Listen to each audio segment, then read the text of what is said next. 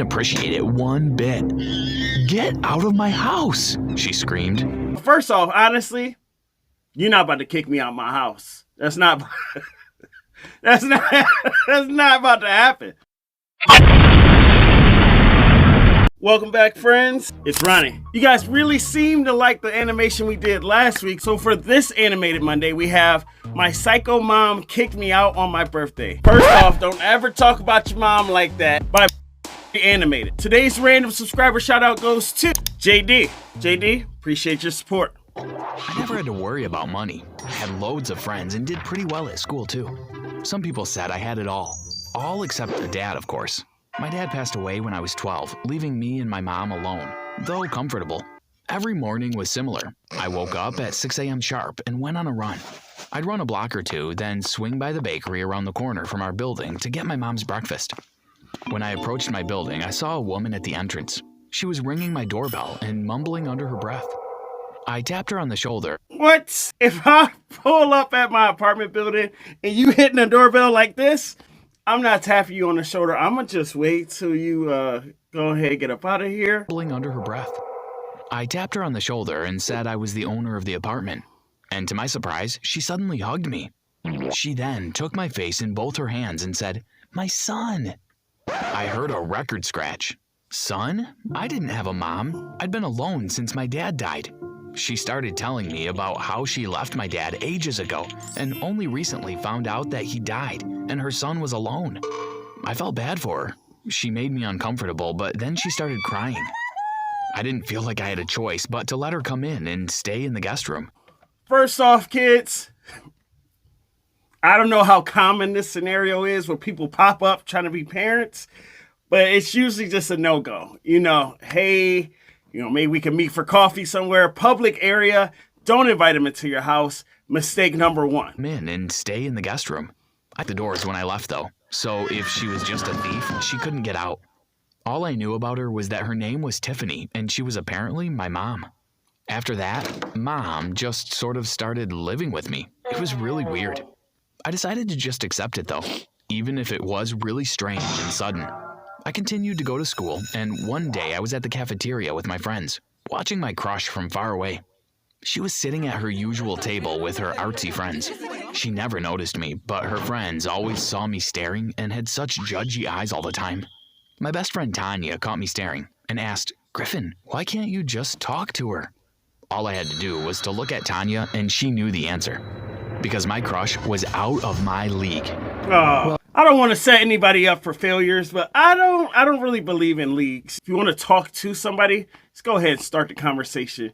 The thing that puts you out of a league faster than anything in the world is lack of self-confidence.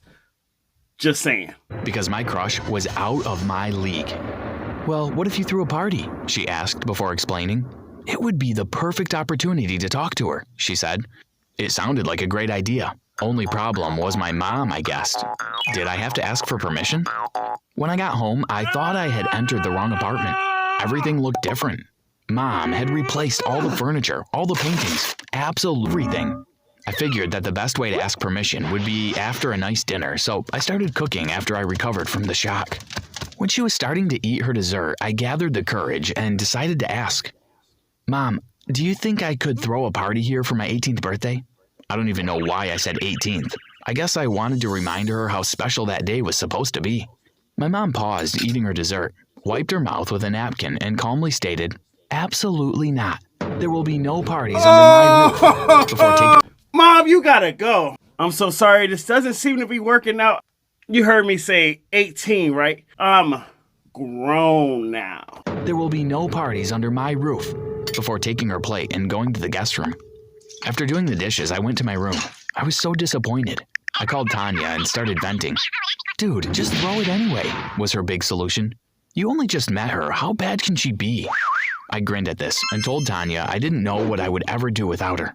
I spent the next few days watching every party-related teenage comedy and planning with Tanya. I needed it to be perfect.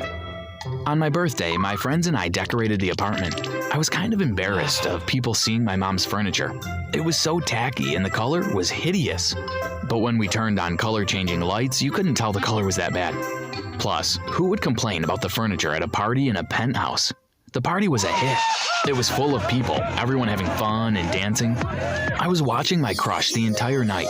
Her friends were kind of jerks, so when they found whoever they were dating, they started leaving her alone one by one. I saw she was standing alone in my kitchen. She looked so pretty. I started pushing through the crowd and walking towards her when the door to the apartment burst open. I turned and saw my mom flaming. She scanned the crowd, and when her eyes landed on me, she yelled, "Griffin!" The party cleared out faster than it had filled up.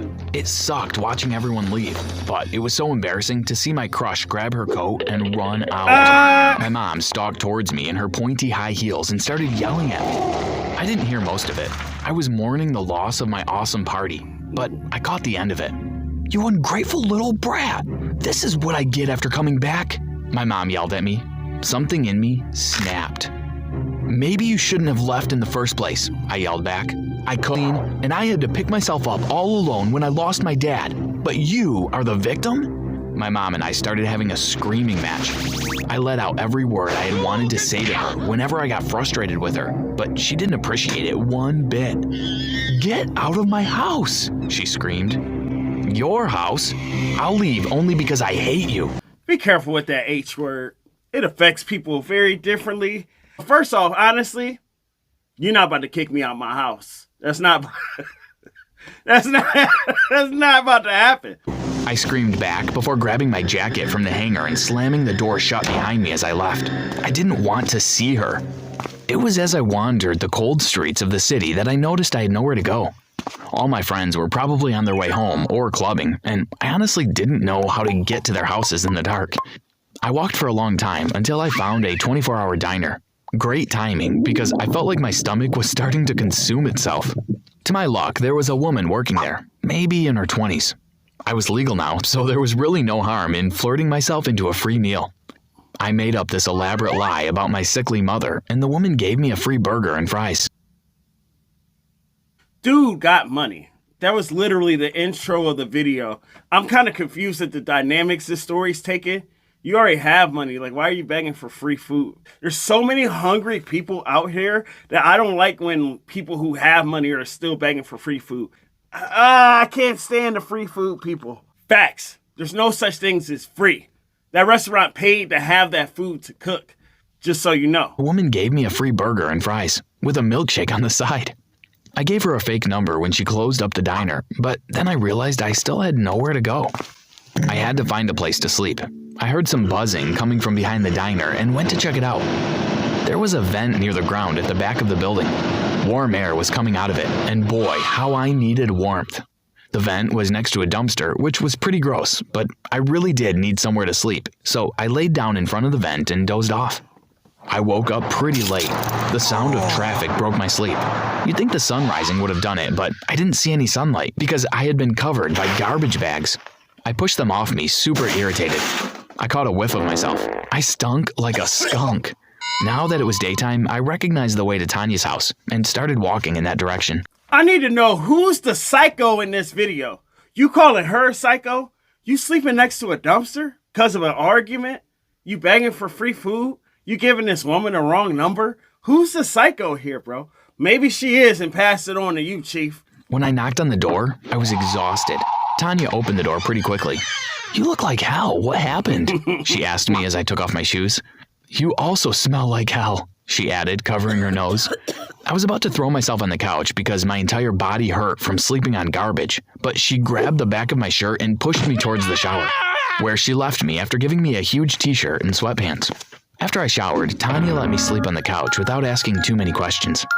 I woke up hours later, very refreshed, to Tanya asking me a million questions. Guess they had been building up inside her. I explained to her how my mom kicked me out and I wandered the streets, but I was rudely interrupted by my stomach growling. I made Tanya and I sandwiches in her kitchen, then kept explaining. "So I guess I have to find somewhere to live and a job," I said. "She just entered your life and took everything you own?" Tanya asked. "I guess so," I said. "If I knew she was like this, I wouldn't have wished for her to show up all these years," I continued. Tanya told me I could stay at hers for at least a week, that her mom would probably not mind. That evening, Tanya's mom came home and I made them dinner as a thank you. Tanya's mom was a big shot lawyer, intimidating and great at her job. We sat down and ate, but near the end of the meal, after catching up, Tanya's mom turned to me and said, "I've been meaning to get in touch with you. You're 18 now, right?" I nodded, kind of scared that she was coming on to me. This gotta be one of the most confusing stories I've ever heard. This guy's living by himself, doesn't have a job, mom's nowhere around, mom comes back, he never got the money from his dad. What is going on with this story? "Great, so we can finally execute your dad's will," she continued, grabbing another one of the cinnamon rolls I had made. "I thought it already was," I asked, but then Tanya's mom snorted and said, "You think what you have now is all of it? No way." I was pretty confused at that point, but then I asked Tanya's mom about the portion of my dad's will that my mom got. She laughed again and said, "Honey, Tiffany is your stepmom. Your dad left all the money and property to you." I was awestruck. Not only was that horrible woman not my biological mom, but I was entitled to more money? So this lunatic showed up at my door and made me question everything for nothing? I asked, more excitedly than appropriate. "I warned your dad not to marry her, but he did, and now here we are." This is why you ask questions about people. This literally has to be the dumbest dude in the world. 18, 17, I've never met anybody that's just living day by day. Somebody comes along like, "Hey son, I'm your dad." "Oh, what's up, dad? Come stay in my house and make rules and then kick me out." This dude, some people don't even deserve money. She should have just let him starve until he learned himself a lesson. "She envies you because she knows she got nothing." After dinner, we went to Tanya's mom's study and I signed all the paperwork I needed to. "Sign right here and all your dad's accounts are transferred to you, Griffin," said Tanya's mom. She looked happy to see that I was finally getting what was rightfully mine. After I signed, Tanya patted me on the back and asked, "So, champ, what are you going to do now?" I knew exactly what I needed to do, and I was going to enjoy it so much.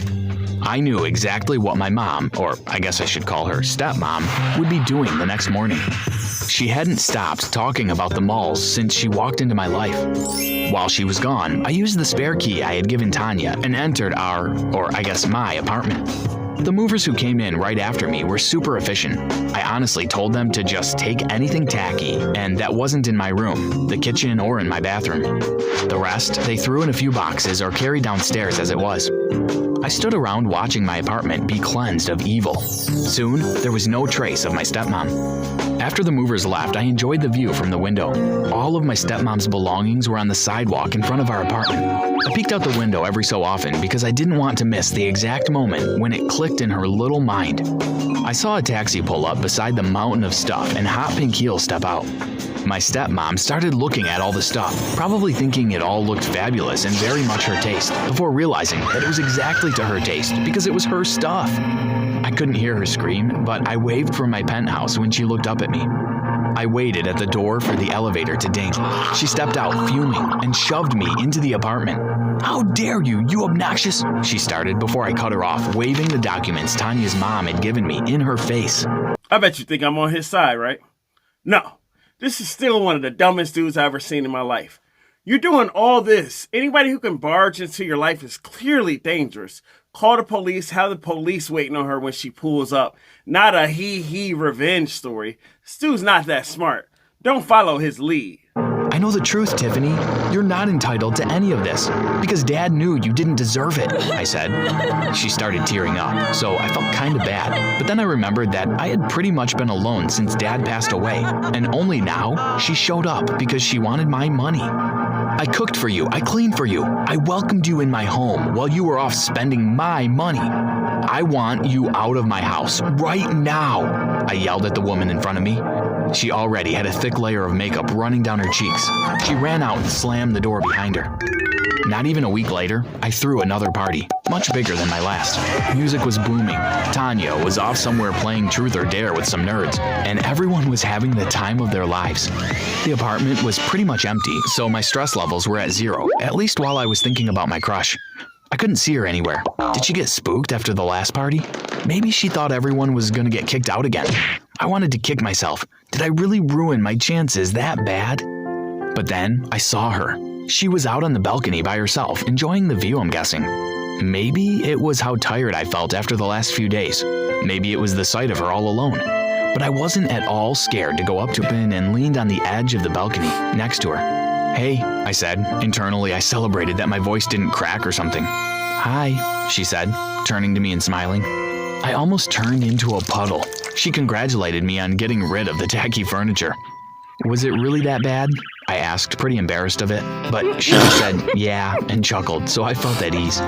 You're gonna need someone to help you decorate, she said. I asked her if she knew anyone who could help, and I had to stop myself from jumping up and dancing when she said she could help me. I love interior design. We could work on it together, she smiled.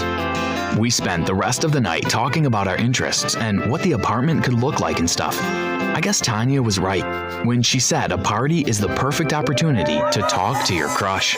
Honestly, this is one of the more confusing stories I've ever seen.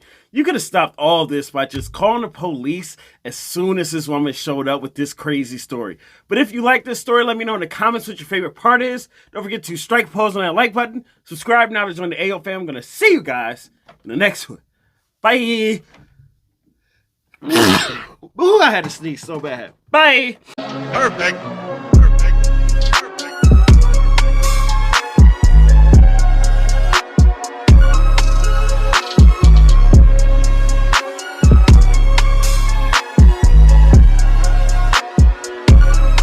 Supreme victory!